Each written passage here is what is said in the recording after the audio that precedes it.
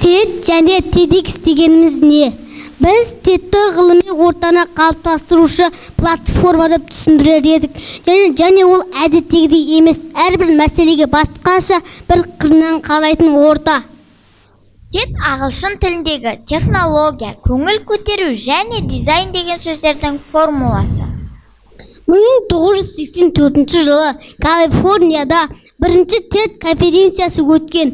Қазіргі TED конференция негізінде құрылған үкіметтік емес ұйым, әртүрлі тақырыптарға байланысты ғылымға, білімге, бизнеске TED конференциясы жылына 2 рет өткізіледі. Мұнда әлемнің ең мықты спикерлері келіп, өз баяндамаларын ұсынады. Ғылыми конференциядан ерекшелігі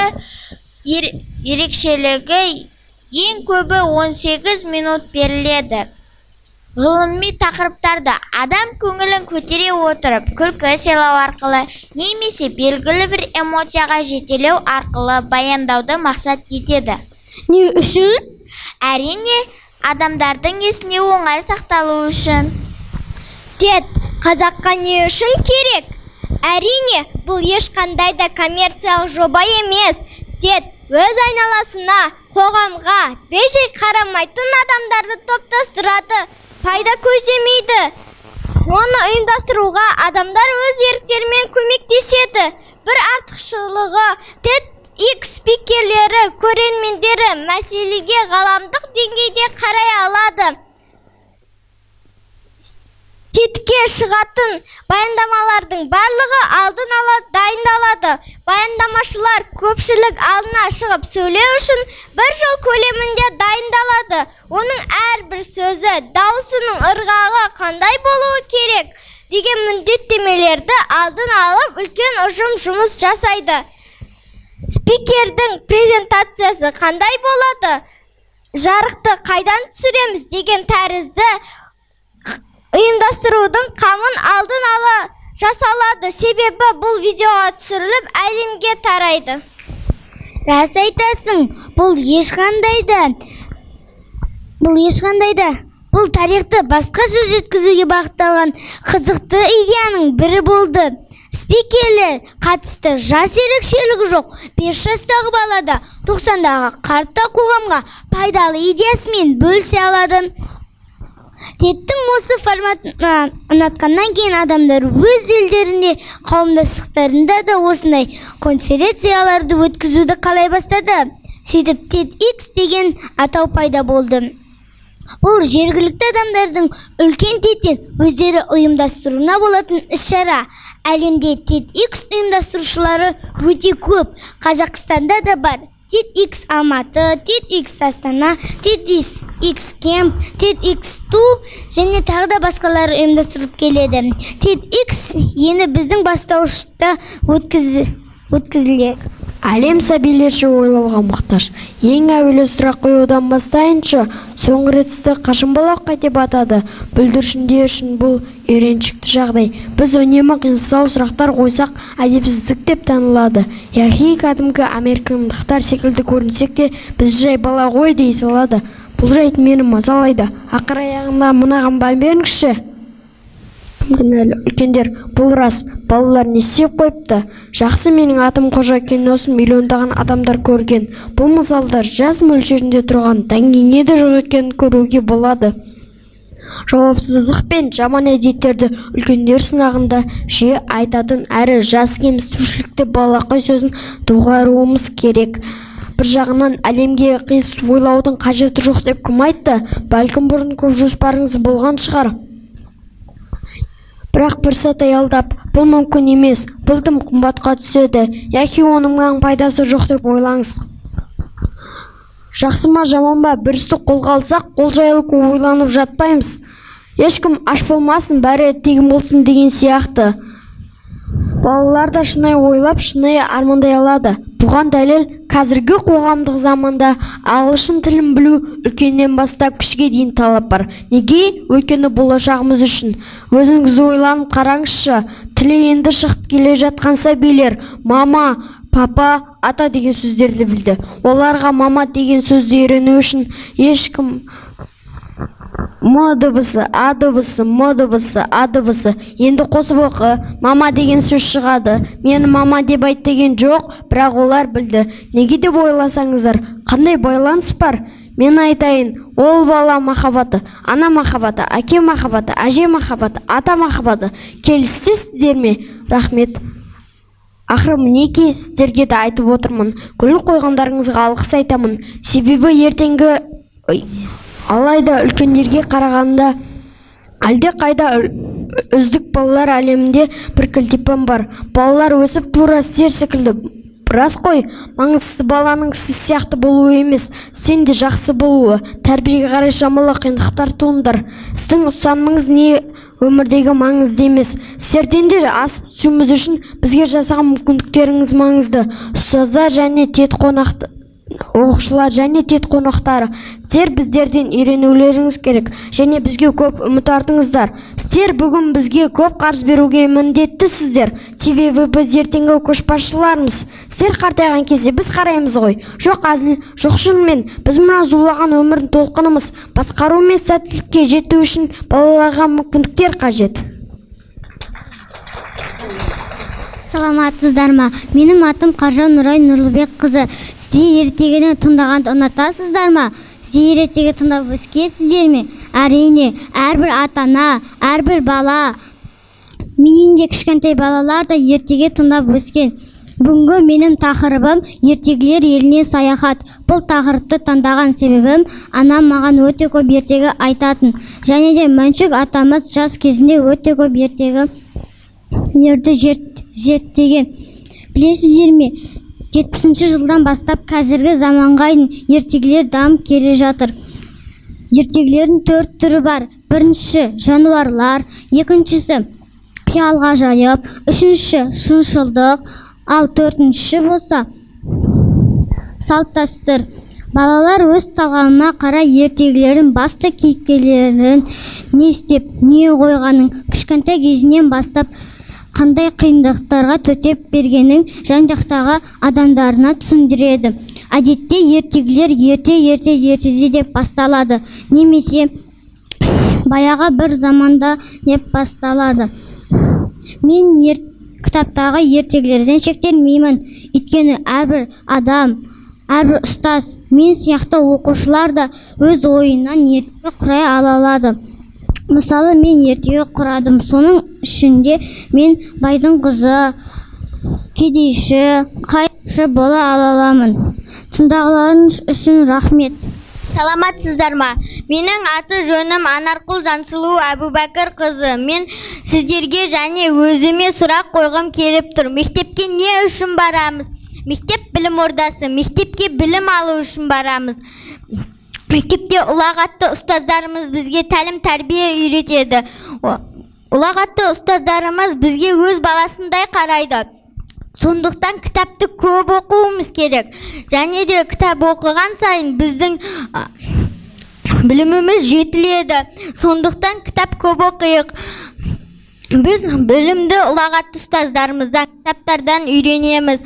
Сондықтан мен кітап көп оқимын, апайымның айтқанын көп тыңдаймын. Мен оқусыз білім жоқ, білімсіз күнің жоқ демекші.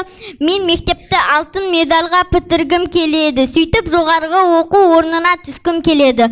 Жоғарғы оқу орнында да жақсы оқып, ол жақты қызыл дипломмен бітіргім келеді. Сөйтіп үлкен жұмыс иесі болғым келеді. Нұрсұлтан Әбішұлы Назарбаев атамыз айтқандай, Қазақстанның болашағы жастар. Мен болашақта өз жұмысымды жақсы атқарып, отаныма, халқыма, Қазақстанға, отбасыма жақсы қызмет еткім келеді. Қазақстанның гүлдене беруіне өз үлесімді қоссам деймін. Ассалаумағалейкум, мен 2-ші А сынып оқушысы Жәнібек Бұғамет Әлимін. Менің көтеріп келген тақырыбым кітапқа қызығушылықты қалай арттыруға болады. Мен қазіргі уақытта кітапты сүйсініп оқимын. Мен соған байланысты кітапты зерттей бастадым. Кітапты алғашқы заманда кім ойлап тапқан, кітапты қалай жасаған деген сұрақтар мені мазалай бастады. Осы сұрақтардың да жауабын таптым. Ең алғаш рет кітапты бабилондықтар мен астралықтар ойлап тапқан екен. Ал оны қалай жасайды дегенге келетін болсақ, оны саз балшықтың үстінен үшкір таяқпен сызып, оны күйдірген. Осылайша кітапты жасап шығарған. Ал қазіргі уақытта кітаптарды ағаштан жасайды. Кітаптың түрлері өте көп. Әдеби кітаптар, ертегілер. Әр ақынның өзінің шығармашылық жұмысы, мектеп оқулықтары. Олардың бізге беретін пайдасы өте мол. Ертегі ол біздің қиялымызды дамытады. Және де біз оны тыңдап отырған кезде дәл сол әлемде болған секілді боламыз. Мен қазір жаңа бағдарлама бойынша оқимын. Қазіргі шыққан кітаптардың көлемі өте үлкен, салмағы да өте ауыр болып шығып жатыр. Осы кітапқа байланысты ата-аналардың арасында 2 жыл дау туды. Мен секілді балаларға күніне 4-5 сабақ болады. Ал бұған тағы да қосымша дәптер беріледі. Егер де мен секілді балалар ауыр кітапты көтергеннен омыртқасы қисаймауына кім кепіл деген сұрақ бізді мазалайды. Осы даудан кейін кітаптарды бөлім-бөлімге бөліп тастаған. Кейбір кітаптар 2 бөлімнен, кейбір кітаптар 4 бөлімнен тұрады. Ал бұны тек қана олардың зияны деп есептеңіз. Олардың пайдасы да өте көп. Мынаны қараңыздаршы. Мынау ескі кітаптар. Бұның көлемі өте кішкентай. Әрі салмағы да жеңіл. Ал бірақ бұның ішінде тек қана мәтіндері ғана жазылған. Ал мынау қазіргі кітаптар. Бұның көлемі өте үлкен. Бірақ бұның ішінде көптеген суреттер, және де сөз жұмбақтар, ребустар, сиқырлы пішіндер өте көп. Ал мына кітаптардың қайсысы балаға тиімді деп ойлайсыздар? Әрине қазіргі шығып жатқан кітаптар. Себебі ол баланың кітапқа деген қызығушылығын арттырып, оның қиялын дамытады. Қазір қоғамда кітапты адамдар өте аз оқиды. Кітапханадан да оқырмандарды өте аз көреміз. Ал оның жауабы қазіргі уақытта барлық балалар ұялы сымтетіктер, компьютерлер және де теледидармен көп көріп, көп ойнайды. Ал егер де осындай кітаптар көп болса, оқырмандар көбейеді деген сенімдемін. Мен қазір үйде үй жұмысымен ғана шектелмеймін. Мен ертеңгі болатын арғы күнгі тапсырмаларды орындаймын. Себебі мен ол кітаптарға қызығамын. Анама да дүкенге бара жатқан кезде маған қызықты кітаптар алып келіңізші деймін. Осылайша мен сыныптың үздігі атандым. Мен қазір достарыма да кітаптан оқығандарымды үйретіп жүрмін. Олар менің айтқанымды түсініп, олар да кітапқа деген қызығушылығы артады деген ойдамын. Кітап оқу жолы болғыштар мен жеңіске жететіндердің әдеті екен. Жеңген адамның үлкен кітапханасы болады, жеңілген адамның үлкен теледидары болады деп айтқан екен Дэн Кеннеди. Олай болса, осы отырған әр қайсыларыңыздың үлкен кітапханаларыңыз болсын деп сөзімді аяқтаймын. Тыңдағандарыңыз үшін рахмет.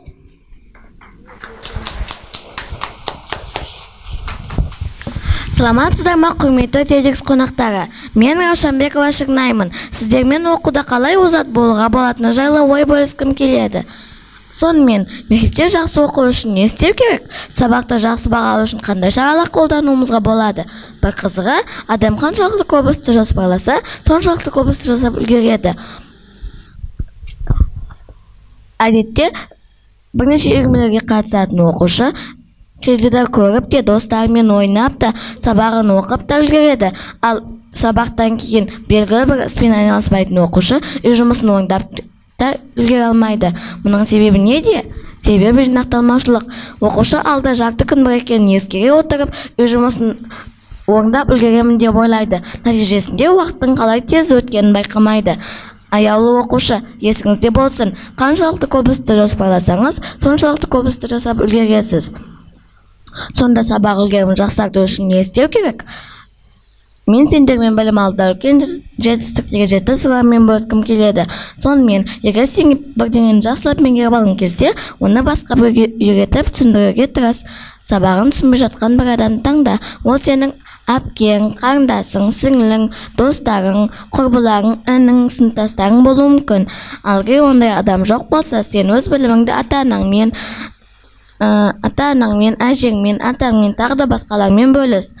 Жоспарлау дегенді бәлкім сен қызықты және еліктіретін дүние деп ойламайтын шығарсың. Бірақ осы жоспарлау деген оқу мақсатында сенімді серігіне айналмақ. Өз күн тәртібіңді жоспарлап үйрен. Сабақты жақсы оқып, сәттіліктерге жетудің басты құпиясы өз табысыңды байқап, соған мақсаттаймын деп ойлаймын. Әрине сенің ілгері қадамдарыңды мұғалімің байқаған тіптен жақсы, бірақ өзіңде байқап үйрен.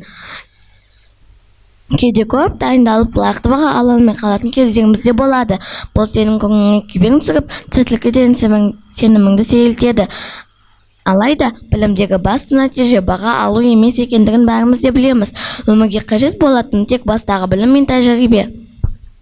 Жаман әдеттер мен олардан арылу керектігі жайлы мұғалімдер де ата-анаңда бәрі айтады. Ал мен саған күш-жігерін қажет ететін пайдалы кеңестер жайлы айтпақпын. Олардың көмегімен біз жалқаулығымызды жеңе аламыз, білім аламыз, көптеген табыстарға жетеміз. Сондықтан да күш-жігерімізді дамыта білейік. Есіңде болсын, күш-жігерін дамыта алатын адам ғана еркін адам. Бір парақ қағазға жоғары көтеріліп бара жатқан баспалдақ сал да, күнделікті сәттіліктеріңді есіңе түсіре отырып, баспалдаққа жоғары көтеріліп бара жатқаныңды белгілеп отыр.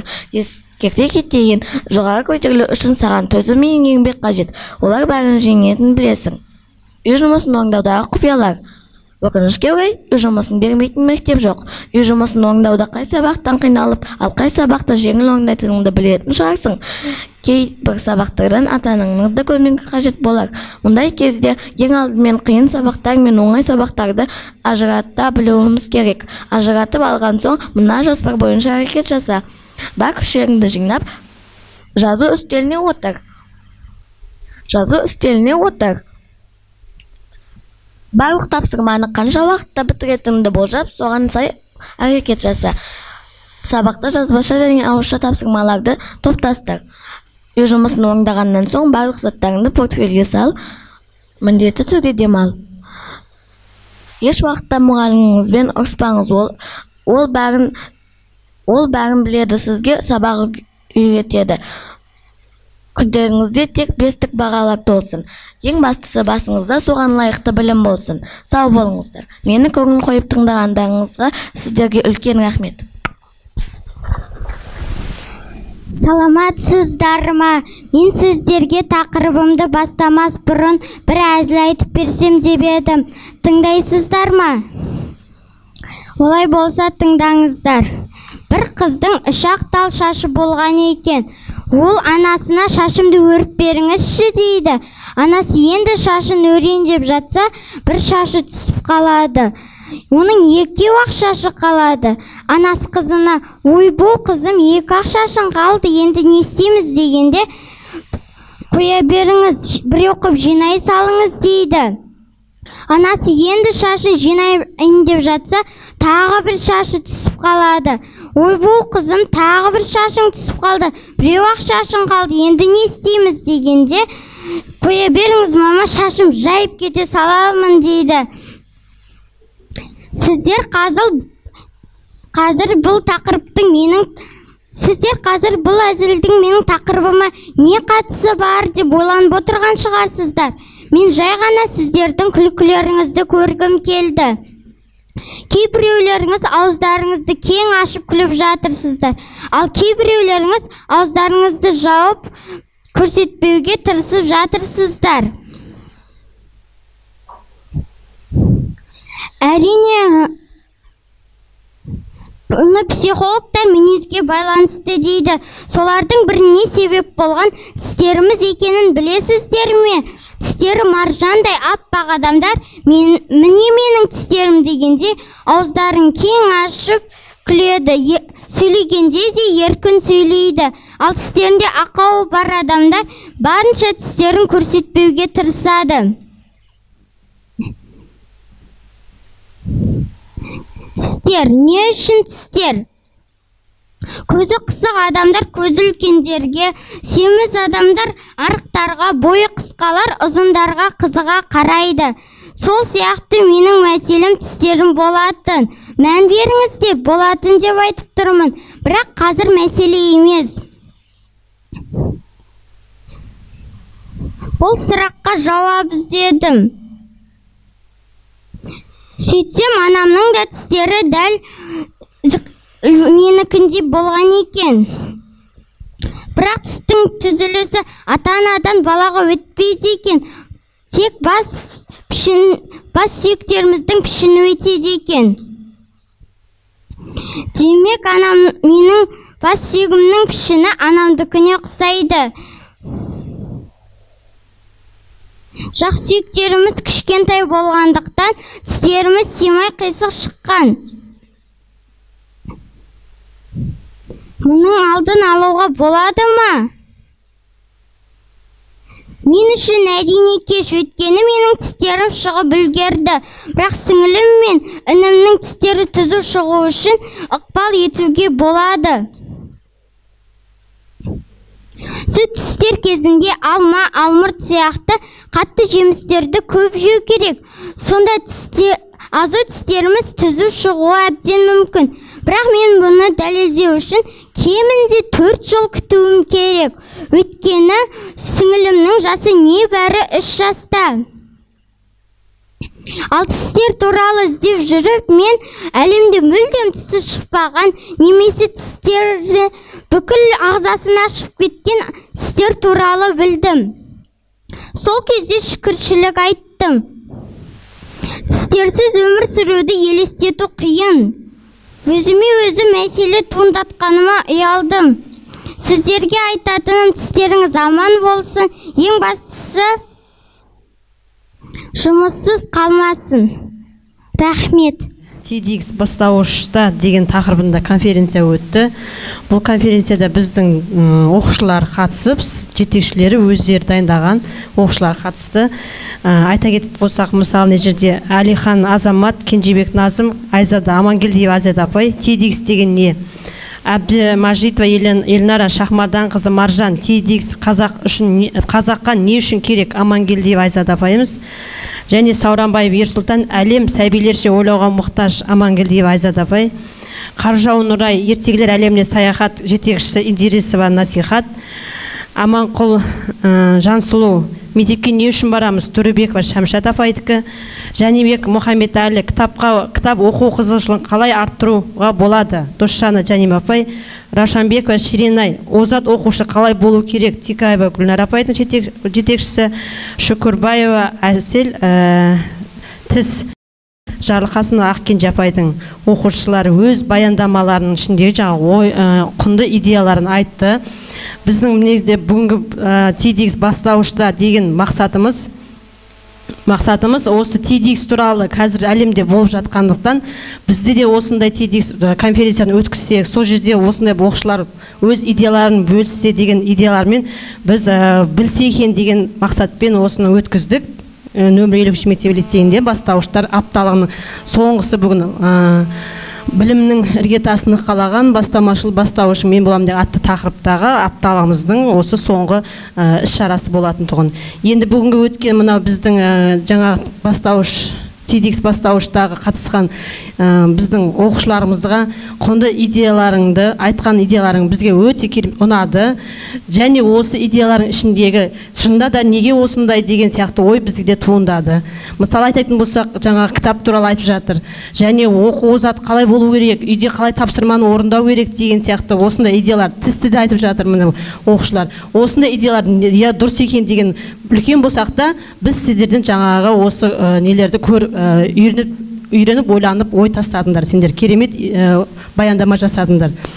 Енді бұл жерде бізде жаңа TEDx'те барлық бала 5 жастан 90-ға жастағы балада адамдарда қатысуға болады деген айтып кетті жаңағы. Енді бұл жерде біз жас ерекшеліктеріне сай әрқайсысы өзі құнды идеяларын айтты деген ойдамыз. Мадақтама.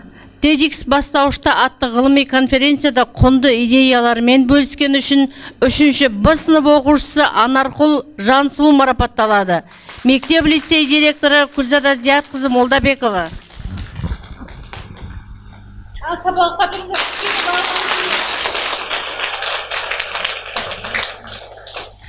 Осы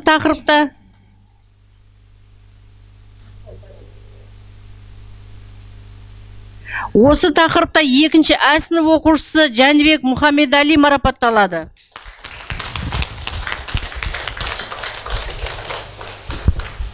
Шапалақтап тұрыңыздар, бала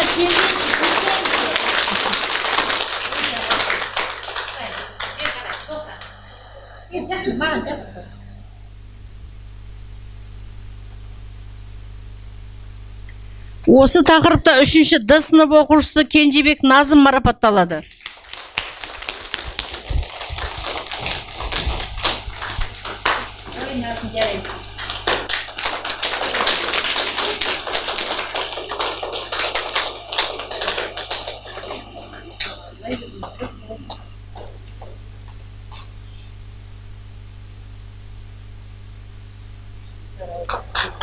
Осы тақырыпта 3-ші Д сынып оқушысы Адилхан Азамат марапатталады.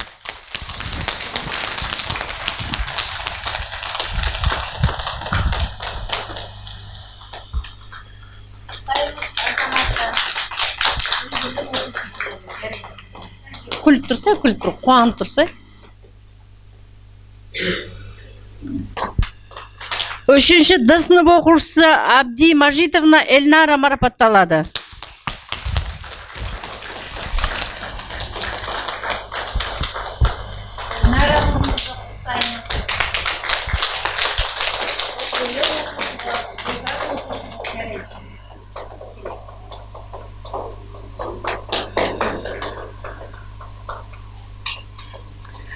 Екінші З сынып оқушысы Қаржау Нұрай марапатталады.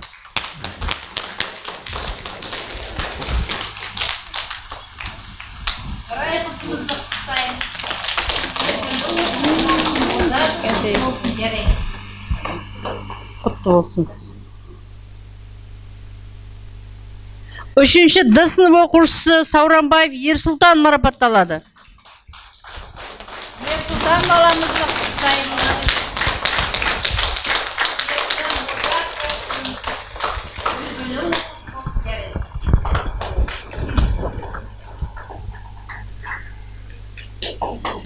Үшінші Д сынып оқушысы Шахмардан қызы Маржан марапатталады.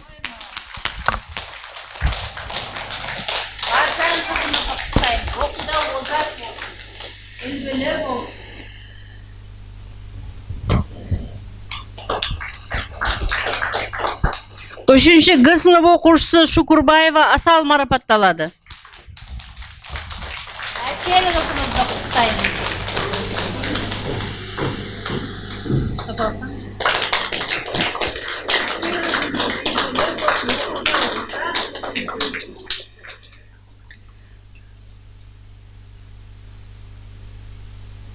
Үшінші В сынып оқушысы Раушанбекова Ширинай марапатталады.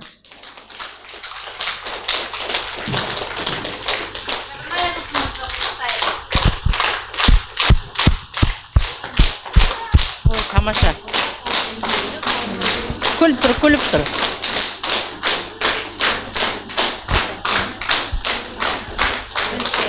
Ал оқушылар, мынау марапаттарың құтты болсын. Әрқашанда осындай биіктен көріне беріңдер. Бұны менен тоқтап қалмай, TEDx'та осы алған тақырыптарыңды ары қарай зерделеп, жақсылап келесі конференцияға дайындай беріңдер. Рахмет сендерге. Балаларымызға қанаттарын талмасын дейміз, шығармашылық шабыт тілейміз. Рахмет сіздерге. Кешегі оқу жылының соңында сіздердің бастауыштарыңыздан ғылыми жоба сайысы өткен болатын қала көлемінде. Сол қала көлемінде өткен ғылыми жобадан бірнеше сіздерде жүлделі орындар алған болатынсыздар. Ішінен іріктеліп, 2 оқушыны қалалық байқауға ұсындық. Республикалық байқаудың қалалық кезеңіне ұсынған болатынбыз. Сол байқаудан қазір ғана марапатпен оралды. Сіздер Наурызбаева Раушан апайларыңыздың оқушысы. Сол грамотны оқып берейін, дипломды. Шымкент қаласының білім басқармасы диплом 1-ші дәрежелі 2018-2019 оқу жылында жалпы білім беретін пәндер бойынша зерде республикалық ғылыми жобалар конкурсының қалалық кезеңінде үздік жобасы үшін валеология секциясы бойынша номері 52 мектеп лицейінің 4-ші сынып оқушысы Мәдеш Мұхаммед марапатталады. Жетекшісі Наурызбаева Раушан.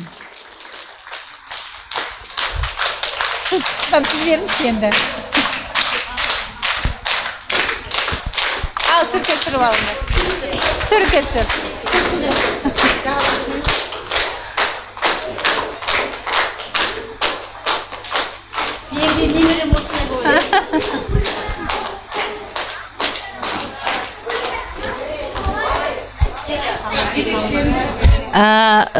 Мынау Мәдеш Мұхаммедтің жұмысы Құдай қаласа зерде республикалық байқауына жолдама алды. Ертең 27 күні Құдай қаласа жолға шығады Көкшетау қаласына. Жеңіспен оралсын балаларыңыз. Рахмет, осындай ата-аналар көп болып оқушыларымыз биіктен көріне берсін.